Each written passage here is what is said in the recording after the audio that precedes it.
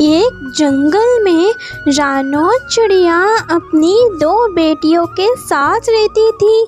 रानो चिड़िया चूड़ियाँ बेचकर अपना और अपने बच्चों का पेट पालती थी। चूड़ियाँ ले लो चूड़ियाँ, रंग बिरंग सुंदर चूड़ियाँ ले लो। रानो चिड़िया ऐसे आवाज लगाती है, लेकिन कोई भी पक्षी चूड़ियाँ खरीदने के लिए उसके पास नहीं आता है। कुछ दिनों से रानो के चूड़ियाँ कम बिक रही थी। वो सारी चूड़ियों को लेके घर वापस आती है। अरे मम्मा, आज आपकी चूड़ियाँ तो बहुत कम बिकी है। हाँ लाडो बेटा, पता नहीं मेरी चूड़ियाँ कम क्यों बिक रही है। बाजार में कई सारे पक्षी चूड़ियाँ बेच रहे हैं, शायद इसी कारण। मम्मा आप चिंता मत करो, आप बहुत सुंदर चूड़ियाँ बनाती हो।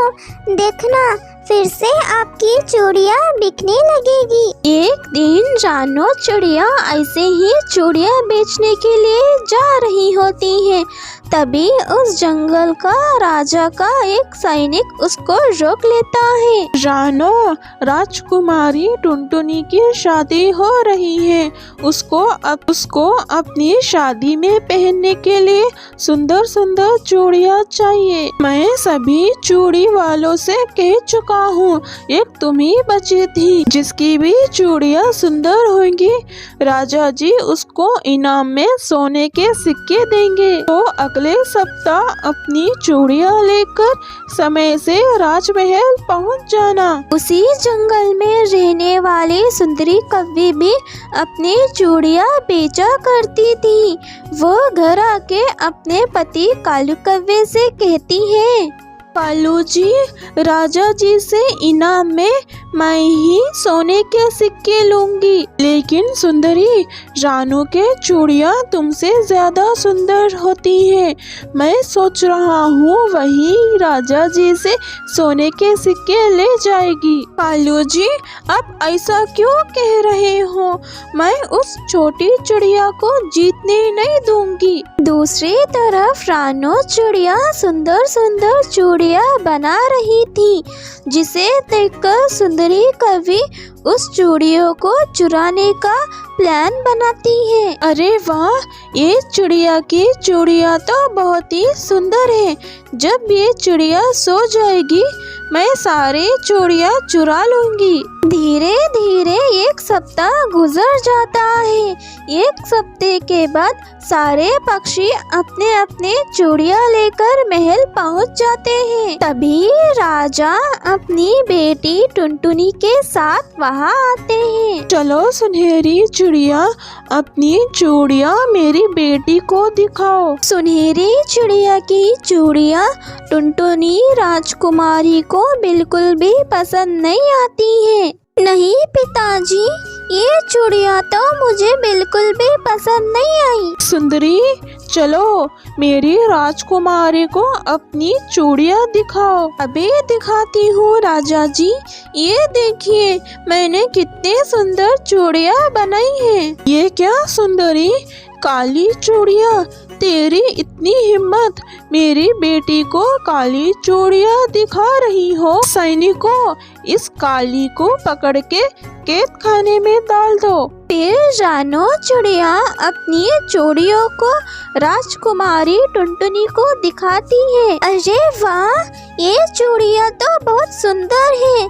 पिताजी, ये चूड़ियाँ मुझे बहुत पसंद आई। रानो के चूड़ियों को देखकर राजकुमारी टुनटुनी बहुत खुश हो जाती है। इस तरह रानो चिड़िया को सोने के 100 सिक्के इनाम में मिलते हैं और सुंदरी कव्वी को कैद खाने में डाल दिया जाता है। वो सुंदरी कव्वी रानो के घर से काली चूड़ियों का डब्बा चुरा कर लाई थी। रानो, अब से मेरे राजमहल के लिए तुमसे ही चूड़ियाँ खरीदी जाएगी। इस तरह रानो चिड़िया का चूड़ियों का काम अच्छे से चलने लगा।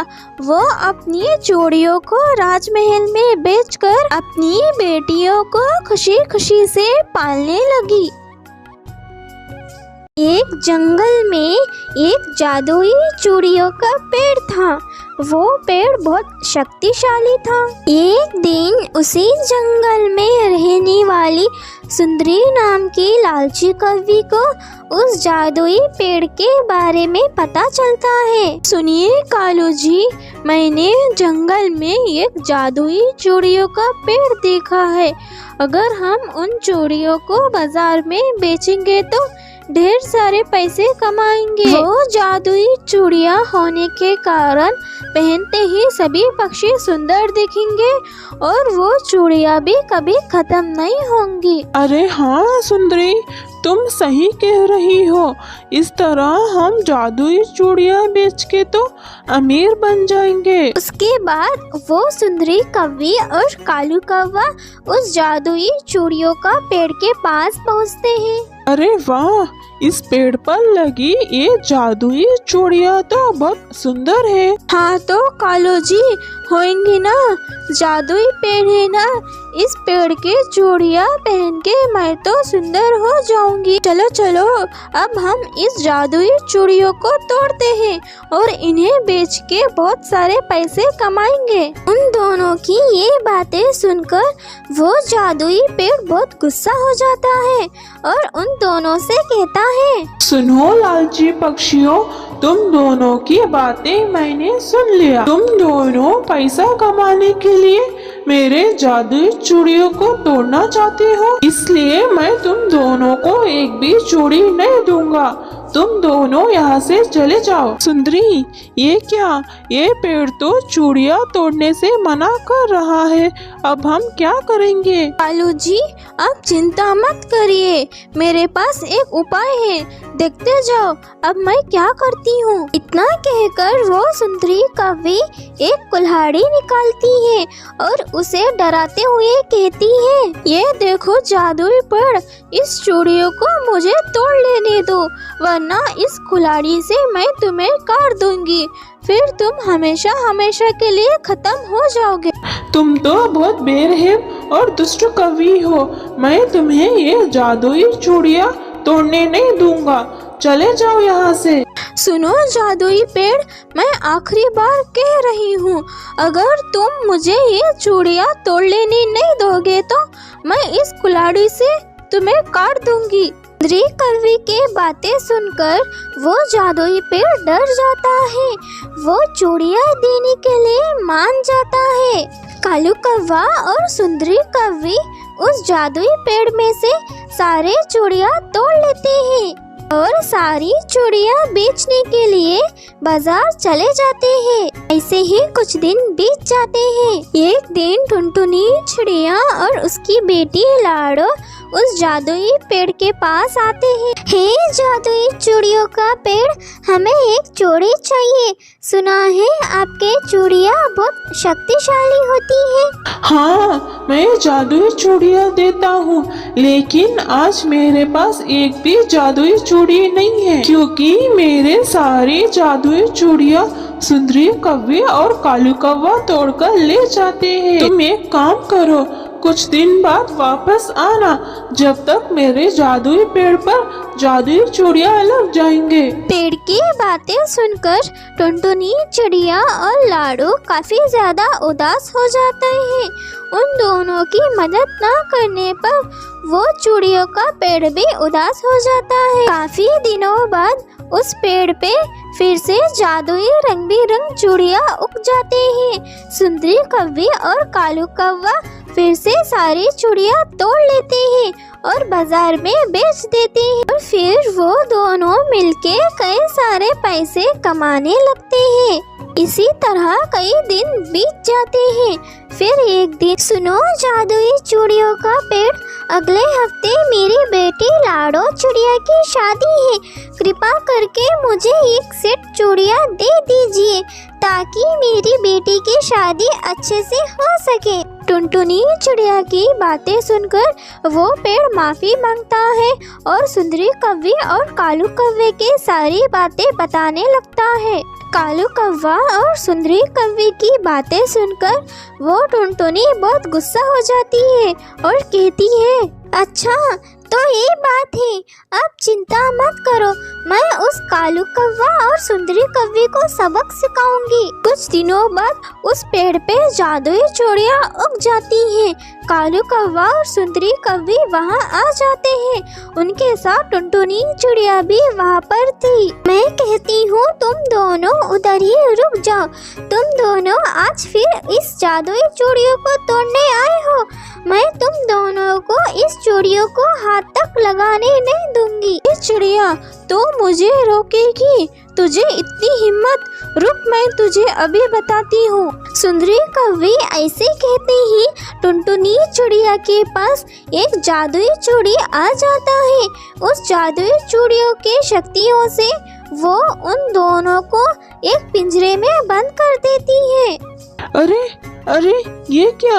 हमें छोड़ दो, हम आगे से ऐसे नहीं करेंगे, हमें माफ कर दो। नहीं नहीं, मैं तुम दोनों को नहीं माफ करूँगा। आज तुम दोनों को तुम्हारी गलतियों की सजा मिली है। तुम दोनों ने मुझे बहुत परेशान किया है, आज मुझे मौका मिला है, मैं तुम दोनों को नहीं छोड़ूंगा। तुम दोनों आज से बिना खाए पिए यही रहोगे। जो भी पक्षी चूड़ी तोड़ने आएंगे वो तुम्हारी हालत देख के समझ जाएंगे कि किसी को तकलीफ देना और चोरी करना कितनी बुरी बात है। एक जंगल में टुनटुनी नाम की चिड़िया रहा करती थी। वो घर घर जाके चूड़ियाँ बेचती थी। अरे, कुछ दिनों में त्योहार आने वाला है। मैंने अपने लिए कुछ भी सामान नहीं खरीदा है। अभी मैं बाजार जाके कुछ अपने लिए भी खरीद लेती हूँ। ऐसा सोचकर वो कालू कौवे की दुकान में आ जाती है। वहाँ पर सुंदर सुंदर चूड़ियाँ देखकर वो उनके दाम पूछने लगती है। अरे वाह कालू भैया, आपके पास तो बहुत सुंदर सुंदर सामान है। ये लाल चूड़ियाँ कितने की है? 100 रुपए में 2। अरे कालू भैया, मेरा भी चूड़ियों का ही काम है। आप तो दुगने से भी ज्यादा पैसे ले रहे हो। ये तो सरासर लूट रहे हो। अरे, तेरी हिम्मत कैसी हुई? तेरी 2 कौड़ी की चूड़ियाँ मेरे सामान से तुलना करने की? अरे, कहाँ तेरा ठेले पे रखने वाला सस्ता सामान और कहाँ मेरा एयर कंडीशन शॉप वाला महंगा सामान? कालू भैया, मैं कोई तुलना नहीं कर रही हूँ। आप क्यों इस तरीके से बात कर रहे हो? कालू कौवा उसे दुकान से बाहर निकाल देता है। टुनटुनी को उसके व्यवहार से बहुत दुख पहुँचता है। अगले दिन टुनटुनी चिड़िया अपने चूड़ियों का ठेला लेकर काम पर निकल जाती है। चूड़ी ले लो चूड़ी, रंग बेरंग चूड़ियाँ ले लो। टुनटुनी चिड़िया चूड़ियाँ बेची रही होती है। उसकी नजर चूड़ियाँ और श्रृंगार से सजी हुई बाजार पर पड़ती है। क्यों ना त्योहार के मौके पर मैं भी जंगल में चूड़ियों की दुकान लगा लूं।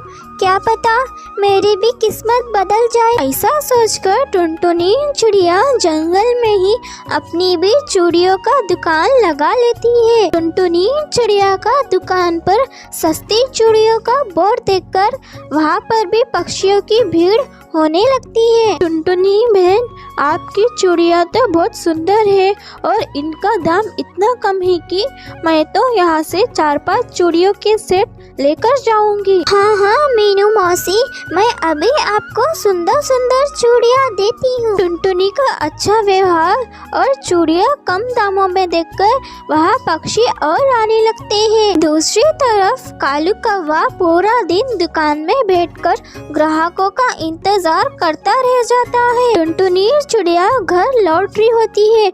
वहाँ पे कालू कौवा आ जाता है। अरे ओ टुनटुनी चिड़िया, मैंने तुझे कहा था ना, तेरा ये गंदा सा ठेला लेकर इस जंगल में चूड़ियाँ मत बेचना।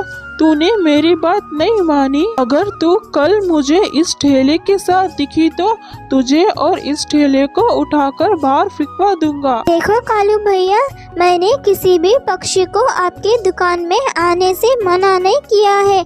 आप भी चूड़ियों को ऊंची दामों में बेच रहे हो, इसीलिए कोई भी पक्षी आपके दुकान में आना नहीं चाहता है। इसमें मेरी क्या गलती है? ये बातें सुनकर कालू कौवा टुनटुनी चिड़िया से बदला लेने की योजना बनाने लगता है। अगले दिन की बात है, मेरे पास जितनी भी चूड़ियाँ हैं वो सब खत्म हो गई है। क्यों ना मैं और चूड़ियाँ बना लूँ। उस कालू कौवे को मैं भी दिखा दूंगी, दुकान बड़ा या छोटा नहीं होता, नीयत साफ होनी चाहिए। उसके बाद टुनटुनी चूड़ियाँ बनाने लगती है। देखते ही देखते वो ढेर सारी चूड़ियाँ बना लेती है। वो थोड़ी देर के लिए पानी पीने के लिए नदी के पास चली जाती है। तभी कालू कौवा चुपके से टुनटुनी के घर के अंदर घुस जाता है। वो कालू कौवा सभी चूड़ियों को जलाने लगता है। गलती से थोड़ा सा अंगार उसके शरीर पे भी गिर जाता है और वो भी जलने लगता है। कोई मुझे बचाओ, बचा लो मुझे, कोई बचाओ। कालू कौवे की चीखने की आवाज सुनकर आजू बाजू के पक्षी वहाँ पर आ जाते हैं और उसकी जान बचा लेते हैं। टुनटुनी चिड़िया भी वहाँ पर आ जाती है। अरे कालू भैया, आप मेरे घर में कैसे पहुँच गए? मुझे माफ कर दो टुनटुनी, शायद भगवान ने मुझे सजा दे दी है। मैं तो तुम्हारे चूड़ियों को जलाने आया था और खुद ही जल गया। कालू कौवे के आंसू देखकर टुनटुनी चिड़िया उसको माफ कर देती है और खुशी खुशी से अपने दुकान में चूड़ियाँ बेचने लगती है।